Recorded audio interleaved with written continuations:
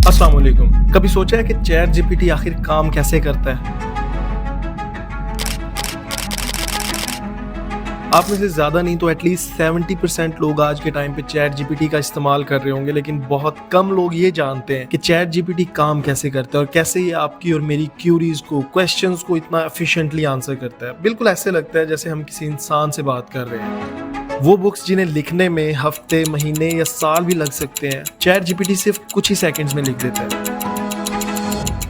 Artificial intelligence काफ़ी complex चीज़ है, particularly अगर आप कंप्यूटर साइंस के फील्ड से ताल्लुक नहीं रखते तो। लेकिन इस वीडियो में मैं आपको बिल्कुल आसान अल्फाज में बताने की कोशिश करूंगा कि चैट जीपीटी किस तरह से विद इन सेकेंड्स आपकी बड़ी से बड़ी मैथ्स प्रॉब्लम को सॉल्व कर देता है, आपके मुश्किल सवालों का एक्यूरेट जवाब देता है और इनफैक्ट किसी नॉनसेंस का भी जवाब दे सकता है। सबसे पहला स्टेप आता है चैट जीपीटी की ट्रेनिंग का, और ये ट्रेनिंग कैसे हुई है पहले ये समझते हैं। इमेजिन करें आपको कोई न्यू लैंग्वेज सीखनी है, let it be English, French, Arabic या कोई भी। ये लैंग्वेज सीखने के लिए आपको डेटा चाहिए होगा, जैसा कि ग्रामर रूल्स, वोकैबुलरी, टेंसेस और कॉमन फ्रेजेस वगैरह, और ये डेटा आपको मिलेगा बुक्स से, आर्टिकल्स, रिसर्च पेपर्स और इंटरनेट पे कहीं भी। आप पहले इस डेटा को पढ़ के इसे याद करेंगे और फिर जब आपको लैंग्वेज की बेसिक ग्रामर समझ आती जाएगी तो आप सारी इन्फॉर्मेशन को मिला के मुख्तलिफ कम्बिनेशन ऑफ वर्ड्स बना सकेंगे, आप इजीली न्यू सेंटेंसेस बना सकेंगे और मुख्तलिफ कॉन्टेक्स्ट में अपनी बात को कन्वे कर सकेंगे। बिल्कुल इसी तरह से चैट जीपीटी की ट्रेनिंग हुई है।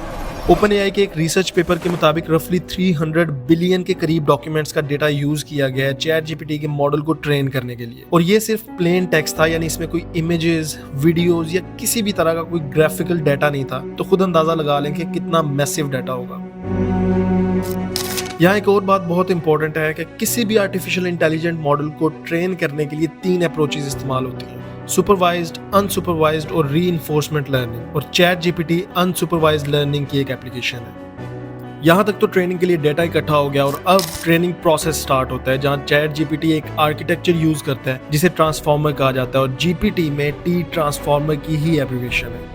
ये एक स्पेशल टेक्निक है जो बिल्कुल इंसानी दिमाग की तरह डिजाइन होती है, और इसका प्राइमरीली काम होता है एक स्पेसिफिक कॉन्टेक्स्ट में सीक्वेंस ऑफ वर्ड्स को डिसाइड करना और समझना कि किस कॉन्टेक्स्ट में बात की जा रही है। जैसा कि थैंक के बाद यू आना है, गुड के बाद लक आना है और कब आना है, ये भी ट्रांसफॉर्मर ही डिसाइड करता है। फॉर एग्जाम्पल, अगर आपने सिर्फ गुड लिखा है तो चैट जीपीटी उससे अगला वर्ड नाइट भी लिख सकता है, कॉफी भी लिख सकता है, लेकिन ट्रांसफॉर्मर चैट हिस्ट्री के पैटर्न को और कॉन्टेक्स्ट को रिकॉग्नाइज करके अगला वर्ड लिखता है। एक और एग्जाम्पल लेते हैं, पीस ऑफ केक। इसका लिटरल मतलब होता है केक का टुकड़ा, वहीं एक और कॉन्टेक्स्ट में इसका मतलब होता है आसान काम। इस कॉन्टेक्चुअल पैटर्न को रिकॉग्नाइज करना ही ट्रांसफॉर्मर का काम होता है, और यही चीज चैट जीपीटी को किसी भी और चैटबॉट से बहुत ज्यादा यूनिक बनाती है। अब बारी आती है हमारे असल टॉपिक की कि आखिर ये हमें जवाब कैसे देता है। जब आप कोई प्रॉम्प्ट या क्वेश्चन लिखते हैं तो चैट जीपीटी आपके हर लफ्ज को इनकोड करके एक स्पेशल किस्म के टोकन में कन्वर्ट कर देता है। टोकन्स बिल्कुल वैसे ही काम करते हैं जैसे किसी पजल के पीसीज काम करते हैं। और इसके बाद आता है सबसे इंपॉर्टेंट स्टेप, जिसमें ये टोकन्स अपनी तरह के टोकन्स की लाखों करोड़ों लेयर से गुजरते हैं और वहां से बेस्ट पॉसिबल और रिलेटेड टोकन्स ढूंढते हैं, और ढूंढने के बाद उन कोडेड टोकन्स को स्टेप बाय स्टेप डीकोड करके किसी भी लैंग्वेज में हमें आंसर्स जनरेट करके देते हैं। अगर आपको आंसर पसंद ना आए तो चैट जीपीटी दोबारा से वही टोकन सिस्टम यूज करते हुए आंसर्स दोबारा से जनरेट करता है, और ये कंप्लीट प्रोसेस 1 सेकंड के 10वें हिस्से में कंप्लीट होता है। चैट जीपीटी टेक्नोलॉजी में एक रेवोल्यूशन है, एंड आई होप कि इसके वर्किंग मैकेनिज्म को आप काफी हद तक समझ चुके होंगे।